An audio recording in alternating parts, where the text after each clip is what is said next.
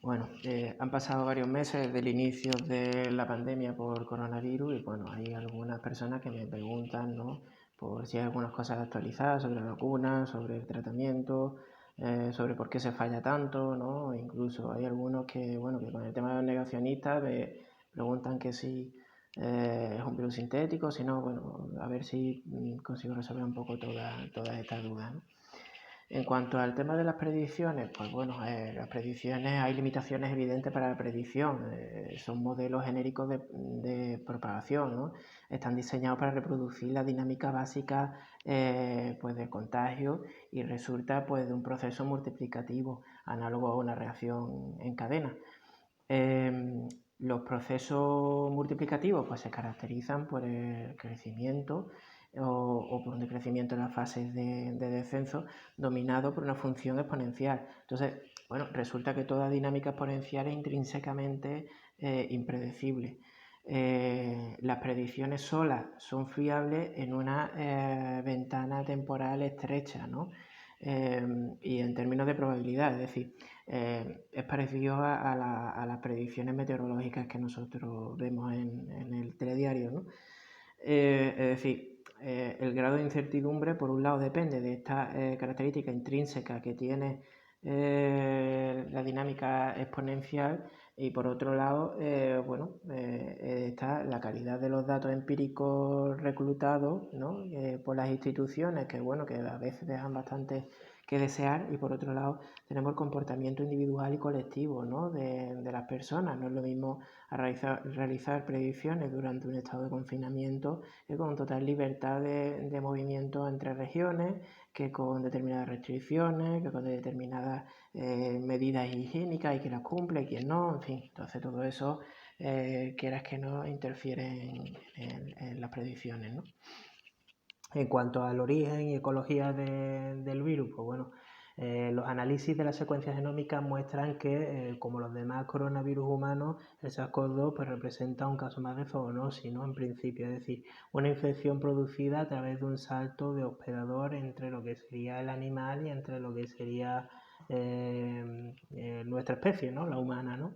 De los 7 coronavirus humanos conocidos, pues solo 3 provocan enfermedades potencialmente letales y todos pues, proceden del murciélago, ¿no? Un reservorio. En cuanto al intermediario, pues aunque se requiere más evidencia, todo apunta al pangolín, ¿no? El pangolín parece que es el culpable, ¿no? El candidato más probable. Existen 8 especies de pangolín y bueno, es un animal parecido a un armadillo, unos hormigueros que se alimenta de hormigas y de termitas, en fin.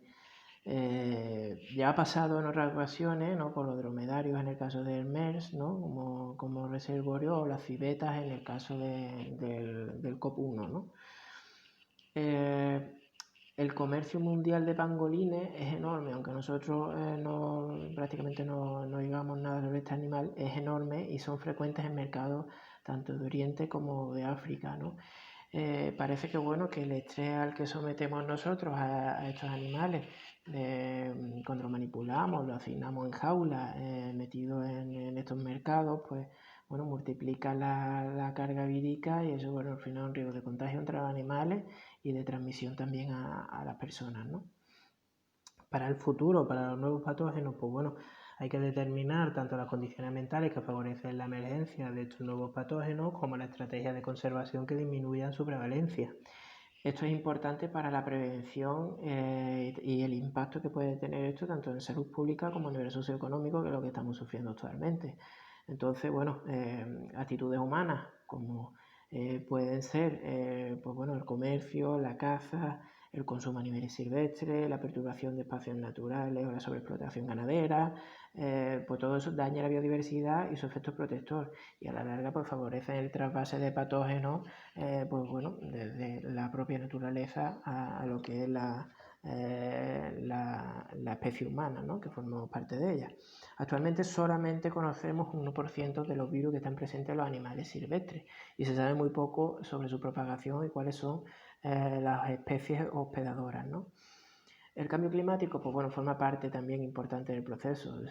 Son recientes otras pandemias de efectos menores, ¿no? Como por ejemplo la del Zika, y que muy probablemente está favorecida por el cambio climático, ¿no? Como la del virus del Nilo que estamos viendo ahora, ¿no? Hay que cambiar el paradigma de actuación frente a las pandemias porque otras pandemias víricas emergerán en el futuro, ¿no? Y hay que consolidar una salud global que protejan a la vez los ecosistemas, la fauna y los humanos, ¿no? En cuanto a las medidas de prevención, ¿no? En cuanto a las medidas de prevención, pues bueno, tenemos que quisieron sacar, ¿no?, el pasaporte de inmunidad. El pasaporte de inmunidad, aparte que no está, que es controvertido, ¿no?, ya que bueno, el comportamiento inmunitario frente a esta enfermedad del SARS-CoV-2, pues bueno, por un lado no se sabe muy bien, porque no se están haciendo las pruebas que se deberían, qué títulos de anticuerpos dejan, si esos anticuerpos se mantienen en el tiempo, si no, si es a todo el mundo, qué tipo de respuesta, además de la inmunidad humoral, produce a nivel celular, si hay recidiva, si hay reinfección, como en el caso este del paciente, del ciudadano este japonés, que parece que se reinfectó por otra cepa, en fin, todo eso, ¿no? Entonces, bueno, queda ahí en duda, aparte de las cuestiones puramente éticas, ¿no?, que podría tener pasaporte inmunitario, ¿no?, o de inmunidad. Por otra parte, el tema del radar COVID, bueno, el tema del radar COVID aporta ventajas, ¿no?, con una gran cantidad de datos en poco tiempo a las instituciones que permiten llevar a cabo determinadas acciones lo más rápidamente posible, ¿no?, para intentar contener el tema de la pandemia, pero sin embargo hay limitaciones éticas en cuanto al acceso a datos masivos de la población, errores en esos datos, la velocidad del desarrollo por parte de los desarrolladores, en fin, una serie de limitaciones, ¿no? Y en cuanto a lo que como clínico más nos interesa, el tratamiento y el tema de las vacunas, ¿no?, que me habéis preguntado. Bueno, en cuanto al tratamiento, pues bueno, tenemos ahí al Remdesivir. El Remdesivir es el único que inhibe la RNA polimerasa viral, es un antiviral, ¿no? Tiene una potente actividad in vitro contra el SARS-CoV-2. El medicamento pues, fue desarrollado por Gilead como un tratamiento para la enfermedad del ébola, pero también fue para el virus de Marburg, ¿no? En los estudios realizados era superior al placebo en cuanto a la aceleración del tiempo de recuperación, en cuanto a los días de estancia hospitalaria, incluso posiblemente pueda reducir también la mortalidad, ¿no? Ha recibido ya por la FDA el visto bueno en Estados Unidos y se ha aprobado en Japón. Y bueno, actualmente está sometido a ensayos clínicos en países como nuestros, ¿no?, como España, ¿no? Otro antiviral que se usó en la ola previa, el lopinavir, ritonavir, el Kaletra, pues bueno, aunque ha sido recomendado por las autoridades sanitarias chinas, la verdad es que su eficacia ahora está ampliamente cuestionada y la verdad es que según los ensayos clínicos actuales, los estudios actuales, podemos calificarlo como tratamiento no eficaz y de hecho no se está utilizando, ¿no? Hay otro fármaco, IDD 2801, que bueno, ahora mismo se encuentra en fase 2, es un análogo de un ribonucleósido y tiene una actividad antiviral de amplio espectro contra el SARS-CoV-2, MERS y el CoV-1, así como una mayor potencia contra aquellos coronavirus que crean una serie de mutaciones de resistencia, ¿no?, a inhibidores análogos de nucleósidos como puede ser el Remdesivir, ¿no? Otro antiviral que he encontrado por ahí, el Favipiravir, ¿no?, el Avigan, es un medicamento para gripe que se comercializó en Japón con el nombre de Avigan, que en la actualidad hay 17 ensayos clínicos específicos para infecciones por COVID-19 y que, bueno, investigadores que están encima de esto pues esperan resultados prometedores en relación con la eliminación del virus, ¿no? En cuanto a los antimaláricos, la cloroquina, hidroxicloroquina, pues bueno, con respecto a esto, pues como ya sabemos, son fármacos que se utilizaban de inicio para el tema de la malaria y que posteriormente se utilizaron en enfermedades autoinmunes y que lamentablemente, después de varios estudios, múltiples estudios realizados acerca de ello, pues no se han encontrado beneficios clínicos suficientemente evidentes como para decir que los haya en pacientes infectados por COVID-19 que recibieron estos fármacos, ¿no? Podemos considerarlo, por tanto, también como tratamiento no eficaz y de hecho tampoco se está utilizando ya. El tocilizumab, bueno, los inmunosupresores que son inhibidores de la interleuquina 6, pues bueno, el tocilizumab fue autorizado para el tratamiento de la artritis reumatoide y del síndrome de liberación de citoquinas, pacientes que estaban recibiendo tratamiento CART, ¿no? Que son unos tratamientos de inmunoterapia para el cáncer. Y existen numerosos ensayos clínicos en marcha donde se está evaluando tanto la eficacia como la seguridad de infecciones para el SARS-CoV-2, pero la verdad es que no existe evidencia de momento para decir que no tienen beneficios ni clínicos ni sobre la reducción de la mortalidad para el tema del tocilizumab. Bueno, se está usando en España en algunas situaciones, sobre todo en pacientes más graves y en algunos lugares, pero bueno, la verdad es que sin mucha evidencia, ¿no? Sarilumab es también un inmunosupresor, un inhibidor también de interleuquina 6, está autorizado para el tratamiento de artritis reumatoide y que bueno, en estos momentos existen ensayos clínicos en marcha en España y en la Unión Europea evaluando su eficacia sin saber mucho más datos sobre esto, ¿no? Ahora que hablamos sobre el tema este, bueno, me viene a la mente un estudio que vi hace poco entre, parece que Brasil y Berlín, ¿no? Distintos hospitales que, bueno, decían que, bueno, el tema ponía en cuestión la tormenta de citoquinas o por lo menos la gran implicación que tiene la tormenta de citoquinas dentro de esto, ¿no? Dentro de las complicaciones y de las secuelas que tenía en el COVID, ya que se veía que, bueno, la tormenta de citoquinas, comparándola con otros procesos sépticos de origen bacteriano que se producían en la UCI, era bastante menor y era equiparable incluso a los pacientes traumáticos que ingresaban en la UCI, ¿no? Entonces, bueno, lo ponían ahí un poco en controversia, ¿no? En cuanto al marilimumab o lencilumab, pues bueno, estos son inhibidores de la tormenta de citoquinas, ¿no? Son anticuerpos monoclonales contra los factores estimulantes de la colonia de granulocitos, macrófago humano, responsables de la inflamación. El estudio de marilimumab, la verdad es que, bueno, añadido a tratamientos estándar, mejora los resultados clínicos en pacientes con neumonía COVID y la hiperinflamación sistémica que se produce, ¿no? El tratamiento fue bien tolerado y, bueno, en cualquier caso, la confirmación de la eficacia de este fármaco pues, requiere pues, un mayor número de estudios, ¿no? Otros tratamientos, ¿no? Que también son inmunosupresores, ruxolitinib y el baricitinib. El ruxolitinib y el baricitinib, pues bueno, existen ensayos clínicos en marcha donde se está evaluando su eficacia y la seguridad, ¿no?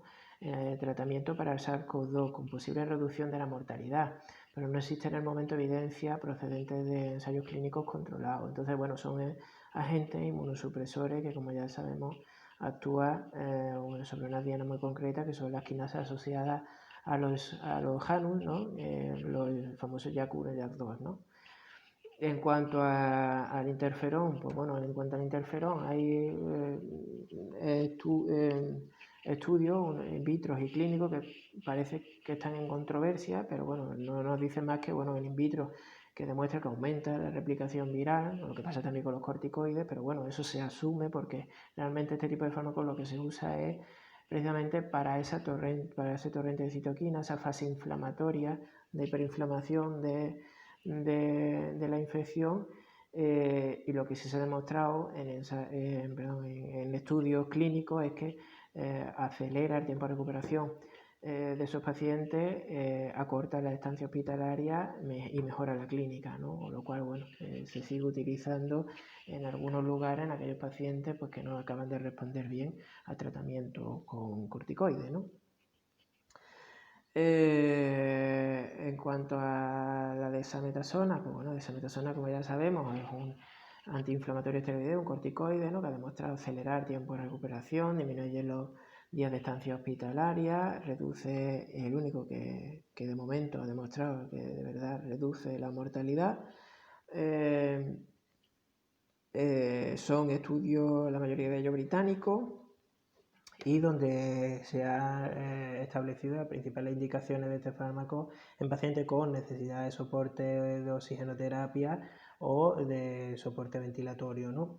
aumenta la replicación, pero lo mismo que hemos dicho en el caso anterior, ¿no? Se asume esto, ¿no? Porque están dirigidos a la fase inflamatoria de la enfermedad, ¿no? En cuanto a las dosis, pues bueno, las dosis que utilizaban en estos estudios eran 6 miligramos día durante 10 días, ¿no? En pacientes que eran leves moderados, ¿no? Infecciones leve moderadas, y en aquellos que eran ya moderados más severos, de UCI y tal, pues bueno, utilizaban 20 miligramos IV 5 días, después 10 miligramos IV 5 días y hacían pautas descendentes algunos, ¿no? Obviamente no meto a los antibióticos, porque bueno, los antibióticos más bien para el tema de la sobreinfección bacteriana que puede producirse por este virus, ¿no? Que no ha cambiado, lo mismo, el uso de la ceftriaxona es lo más habitual. En el caso de una alternativa, pues bueno, la quinolona, ¿no? Pero bueno, eso en principio no ha cambiado. En cuanto a los anticuerpos neutralizantes, pues en cuanto a los anticuerpos neutralizantes, actualmente pues se está utilizando en la clínica anticuerpos que son policlonales en pacientes que en un principio se infectaron por el COVID-19 y que ya están recuperados y que sirven para tratar ahora a infecciones activas de SARS-CoV-2, ¿no? Sin embargo, pues bueno, los resultados pues, recientes indican que no existen diferencias significativas en cuanto a la mortalidad, en cuanto a la estancia hospitalaria, en cuanto a la gravedad de la enfermedad.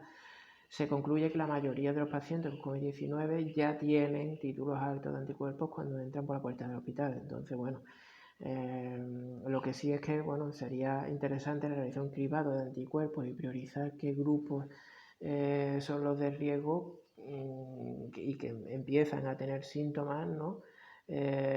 Para identificar a qué pacientes se pueden beneficiar de estos tratamientos, ¿no? Por otro lado, se ha descrito recientemente un anticuerpo monoclonal humano que neutraliza el SARS-CoV-2 y que, bueno, de momento se utiliza en ratones y se ha visto que reduce la carga viral a los pulmones y que mitigó la inflamación y la pérdida de peso de estos roedores, ¿no? En cuanto a la vacuna, con el tema de los negacionistas, bueno, ¿en qué consiste?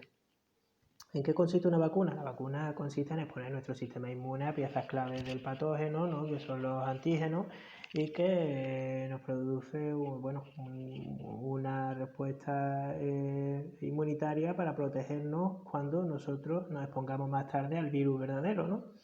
Los tipos de vacunas. Pues son vacunas de ARN mensajero, que no se usa habitualmente en humanos, vacunas de ADN, que tampoco se suelen utilizar en humanos, vacunas basadas en vectores virales, que consisten en virus inofensivos que han sido modificados para que contengan ciertas proteínas, ¿no? Del patógeno objetivo, ¿no? Ciertos antígenos, y que promueve una respuesta robusta sobre todo de las células T citotóxicas, ¿no? Después tenemos vacunas vivas de virus vivos atenuados, ¿no? Que también igual son virus que se atenúan y que lo que pretenden es activar el sistema inmune y que pueden ser peligrosas, eso sí, para pacientes inmunodeprimidos, ¿no? Tenemos vacunas recombinantes basadas en proteínas y que, bueno, utilizan antígenos, es decir, la proteína es del agente infeccioso para provocar una respuesta inmunitaria óptima, ¿no? En cuanto a las fases de la vacuna, que muchos me preguntan, bueno, ¿por qué no se saca ya y a qué están esperando y qué son las fases? Pues la fase de la vacuna, pues eso son fases que son de estricto cumplimiento para sacar una vacuna y que tienen un desarrollo preclínico, ¿no? Que está basado principalmente en el desarrollo pues, de la formulación de la propia vacuna, ¿no? Después se hacen pruebas de dosis, seguridad, inmunogenicidad y eficacia, ¿no? En modelos animales, y después ya pasamos a la parte clínica, ¿no? En la parte clínica pues tenemos 4 fases, ¿no? Una fase primera donde, bueno, se hace la prueba de la vacuna en un pequeño número de voluntarios. ¿Cuánto es pequeño? Pues pequeño son entre 10 y 100 y son voluntarios sanos, ¿no? Aquí, ¿qué nos preguntamos? Pues nos preguntamos si es segura, lo primero, qué dosis va a necesitar de esa vacuna y aparte de la dosis, pues bueno, si hay una respuesta inmunitaria fuerte o no. O sea, básicamente, si es segura la dosis y la respuesta inmunitaria que tenga. En la fase 2, lo que se prueba de la vacuna es básicamente si es segura y si hay una respuesta inmunitaria suficientemente fuerte, ¿no? Esto se hace principalmente en un número de voluntarios sanos ya mayor, ¿no? Que va entre 100 y 1000 aproximadamente, ¿no? Fase 3, la fase 3, que es la que se encuentra ya la mayoría de estas vacunas que están a puntito de salir, pero que no han salido. En ella se prueban vacunas en un gran número de voluntarios, ¿no? Sanos, entre 1000 y 10.000 voluntarios aproximadamente, ¿no?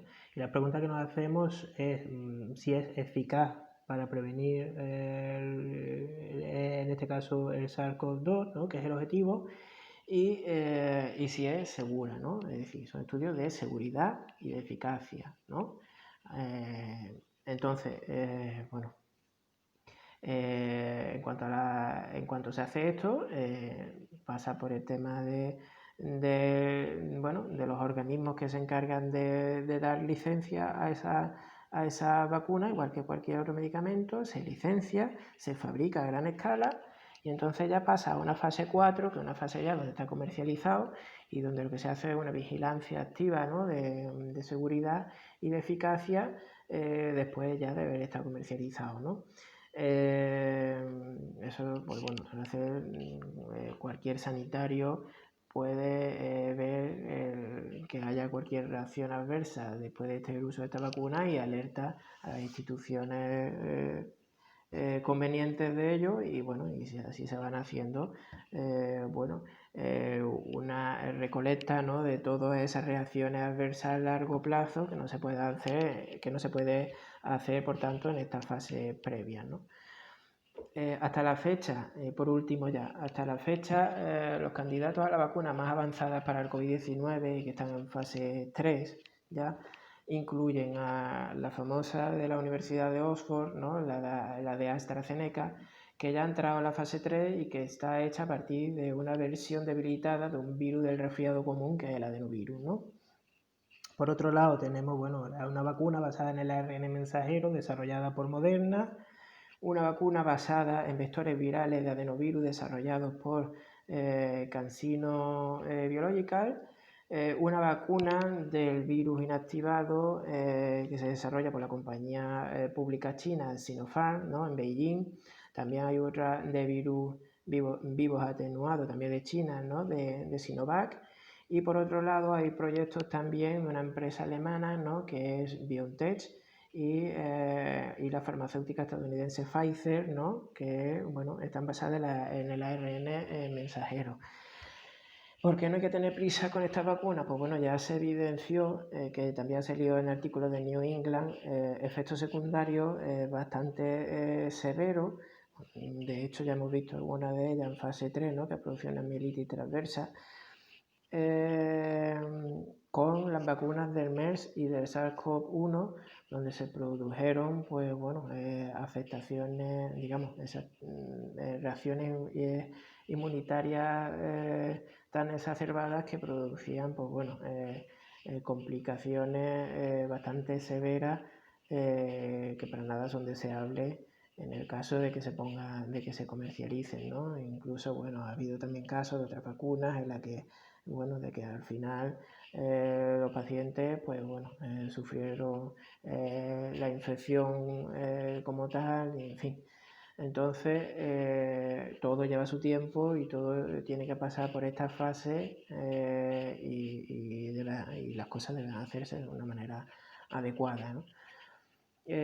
Sin más, pues nada, para lo que necesitéis y lo que yo sepa y pueda responder, pues me lo preguntáis, ¿vale? Bueno, un saludo.